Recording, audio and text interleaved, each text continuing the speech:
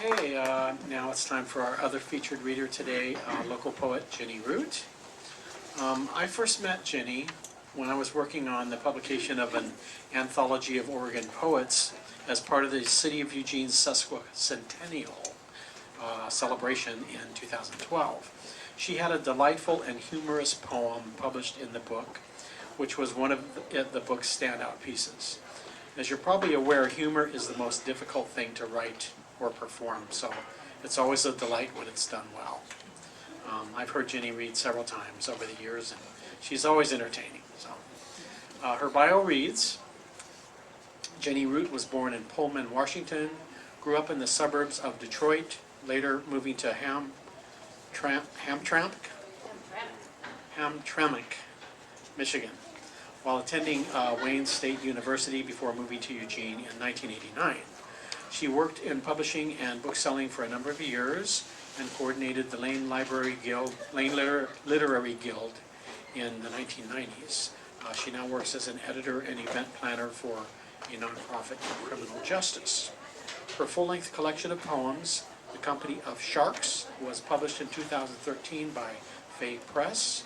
Individual poems have appeared in Basalt, Cirque, Cloudbank, Crab Creek Review, Elohi, Gadugi Journal, among other journals, and anthologized in New Poets of the American West.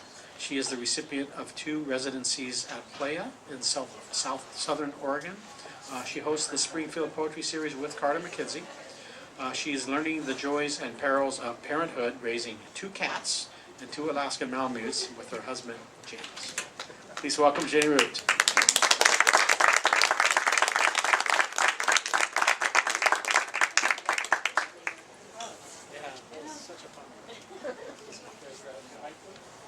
Let's see. Hello. Hi. So, are you hearing me back there? Yes. Okay, I'll stand right here. Thank you, Stephen. Thank you so much. It's a delight to be here. Thank you all for coming on a Sunday. I am deeply honored to be reading with Carter McKenzie, and it was terrific hearing those poems. Some of them I know, some of them I recall being written in our workshop together, and it's always impressive what you do with the poem as portal. So thank you for your reading. I thought I'd open up with a poem by another poet, somebody who I've just recently been reading, Ada Limon. The book prior to this one was titled Bright Dead Things and was a finalist for the National Book Award, several other national awards. This one, The Carrying, just came out like in December, and I love her work, and I definitely recommend her to you. So an example, this is a prose poem called Sacred Objects. I'm driving down to Tennessee, but before I get there, I stop at the Kentucky state line to fuel up and pee. The dog's in the car, and the weather's fine. As I pump the gas, a man in his black Ford F-150 yells out his window about my body. I actually can't remember what it was. Nice tits, nice ass, something I've been hearing my whole life. Except sometimes it's not nice ass, it's big ass or something a bit more cruel. I pretend not to hear him. I pretend my sunglasses hide my whole body.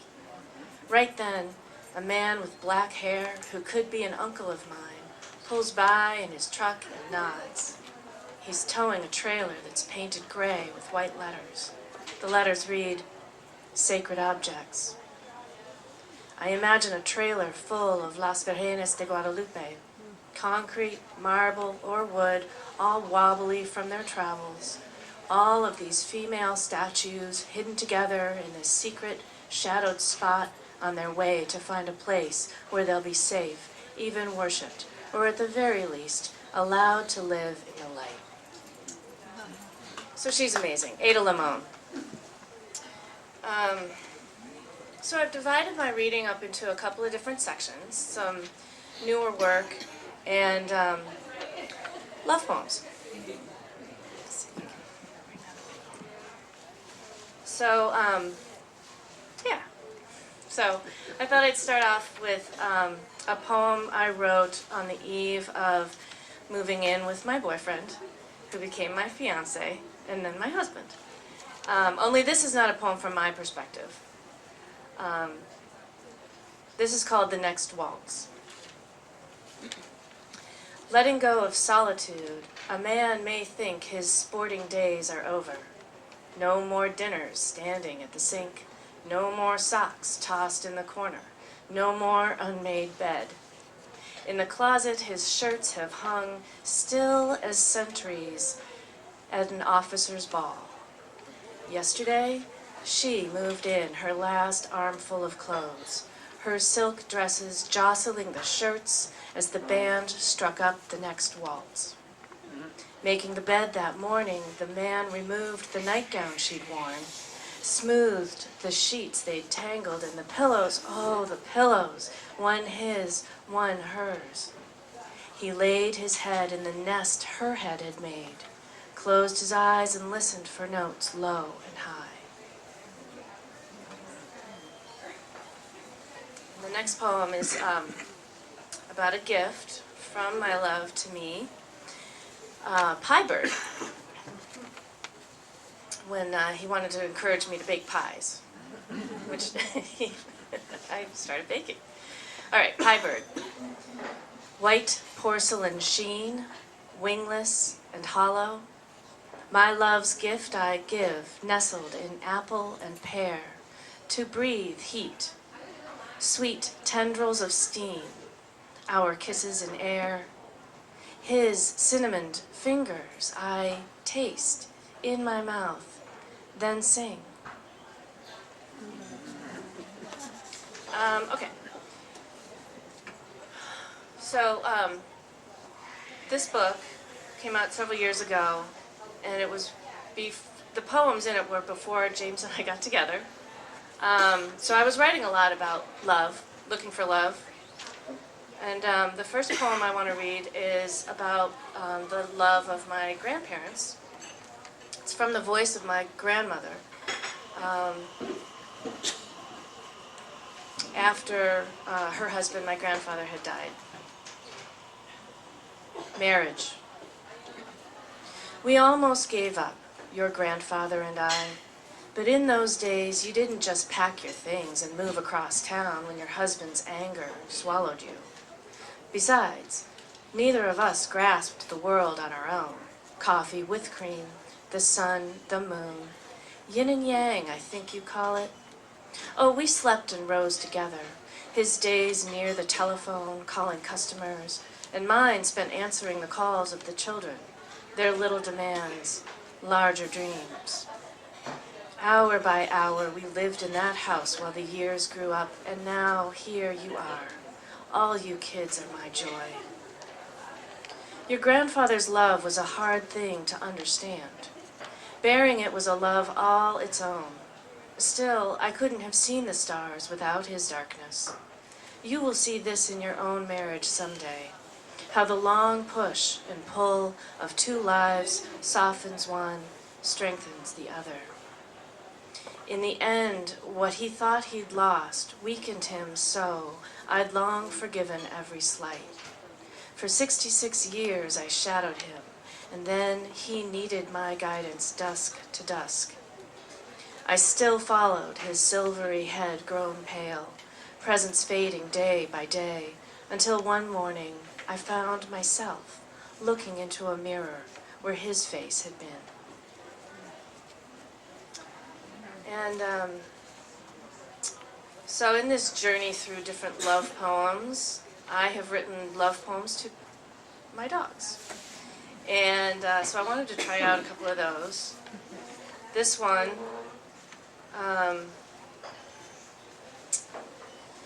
titled Love Runs Loose. That trickster snatches every chance to run wild, back gate gaping or shut tight and locked. A challenge. Caught in the act this time. Hold it! Stops, looks back. Was that a wink? then gone, husky fast, bolting through backyards, cats hissing, chickens squawking, dogs barking on their chains. Neighbors out gardening while Saturday sun warms their sodden lawns. Love runs loose, while love is left watching her go. Traffic barreling down the hill, love hurries to her car and drives, calling love's name, asking, "Have you seen her? Black and white Houdini, lifter of latches, gangster of gates?" She's strayed again, and love is frantic in the chase, driving streets, wandering alleys, listening, listening, while love lies near, panting, smelling the roses' sweet, urine-scented bases. "Love, come here!" And the voice of a trickster's god booms over sidewalks and drives, over coops and gardens and alleys, and somewhere love hears love calling her name. Springs to her feet, comes running around the corner, sees love and leaps, breathless, returning, tangled and tumbling, rolling, rejoicing love.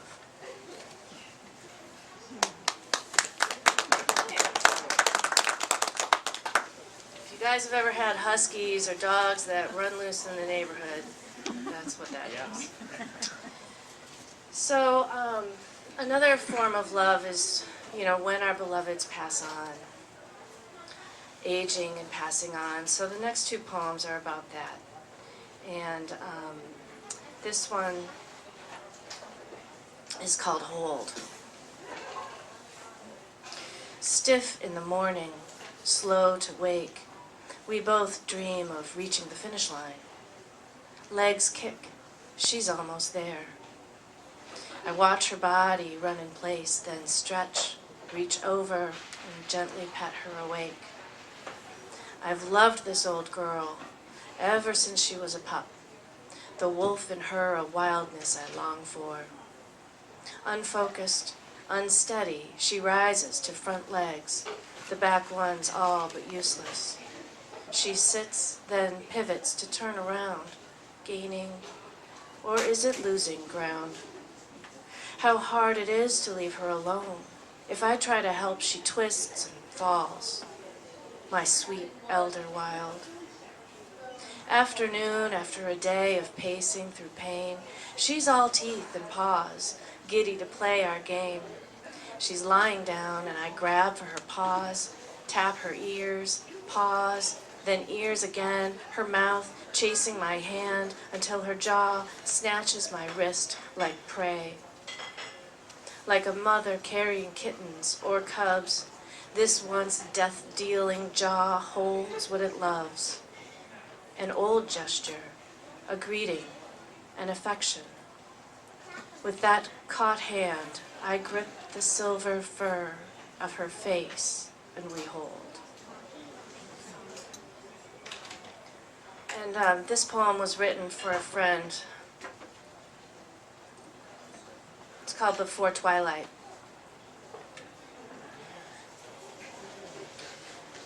Before you've thrown the last tennis ball, before you pack away the leash, the collar, the bowls, the medicines, blankets, and toys, before you call your best two-legged friend and summon what bright knives it takes to speak, before the needles hush, love knows loss is the friend you never lose, walking with you every day, burnishing all things bright with temporality, golden as her mane. So that's depressing, right? All right. So switching gears, I'll read some newer poems. And so this one, I wrote it following the ice storm that we had. I began it following the ice storm that we had a couple of years ago. And then as I continued to work on the poem, the fires of California 2017 happened. You know, the Santa Rosa conflagration and the Thompson fire in Ventura. And I was thinking about those images when I continued to work on this poem. She could marry the winter. She could marry the winter that broke everyone's trees. She could marry the tree that crashed unexplained across the river. She could marry the river the man dredged and channeled and drained. She, the river, became. She would carry the ice, calving a new story. She would carry the story that cleaves prey from polar bears. She would carry the bear's final bone shiver and quake.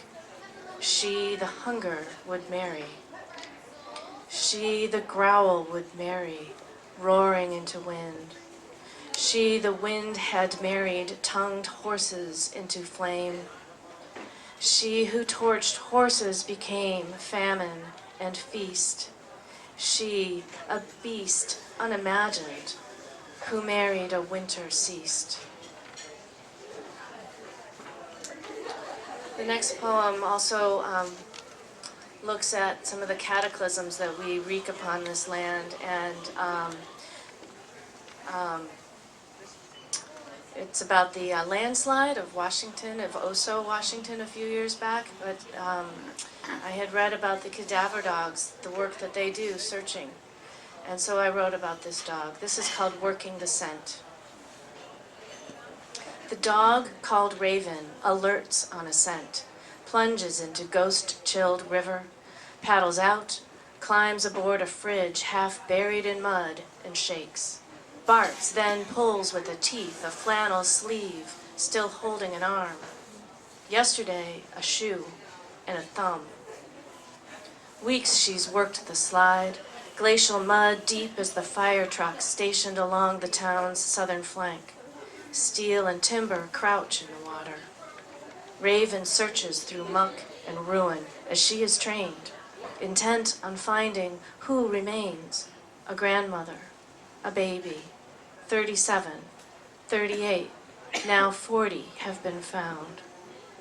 Another bark, a sharper scent, a phantom she chases amid rot-filled air, scent here, scent there, curling with current, bursting in the open where someone's back deck, someone's swing set, pries a pocket for the scent to escape. A brother missing for weeks. Our hearts in our throats each time Raven barks, tail wagging. So, my husband and I adopted 2 Malamutes almost 1 year ago, and this poem is about them, sort of about our lives on certain mornings. Written back in the warmer weather when we could leave the doors open and sort of let the dogs come and go. This is called Dog Weather. Thunder of running paws from yard through house and out would seem a joyous weather as we lie a while longer beneath the covers, relishing their quiet play. But throats alarm the day, and these 2 box on hind legs. Threat erupts in snarls, deep growls, teeth flash, white knives. We fly from bed, yell break, break, hold treats to snouts. They turn and look to us like bright, child-eyed dragons breathing hellfire on a Sunday once crackling with innocence in our rooms.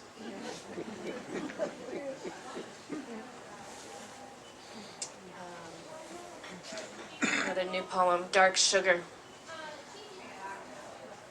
Something about the red of certain maple leaves. They're dying so lovely, I forget I'm dying too. Shouldn't I know what that something is?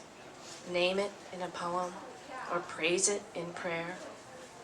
I want to drink it like wine, paint it on my lips, bare my body before it, listen to it moan.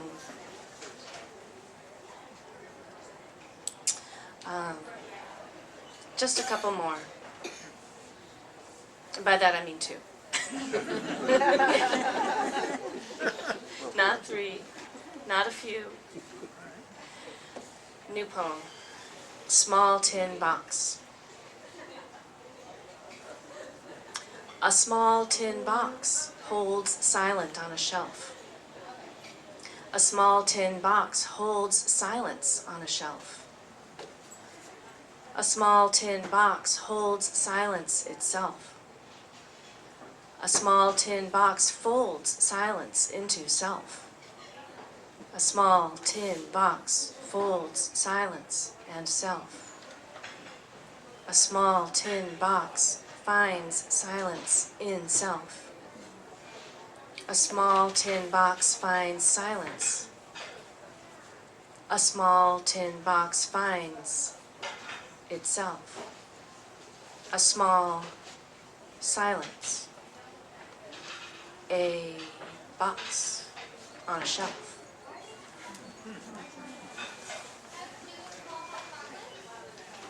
Summer Lake Sunrise. Color shifts in streaks across immense sky. Bands of mauve turn pink, violet to blue, while stars' storied personae dawn day's disguise, and dreams' wisdom fades, as dreams always do. Find the far hills, fine edge etched in water, outline of inner depth, earth's liquid core, found in every birth-torn son and daughter standing now before morning's hallowed door. Find the half-moon's shadow side, light-ringed in a sky still swathed in deep night quiet. Your own hidden spirit, a dark kindling, flickering brighter minute by minute. You've woken to witness the sun's fine art. Now, stoke the flame in your art-singed heart. Thanks.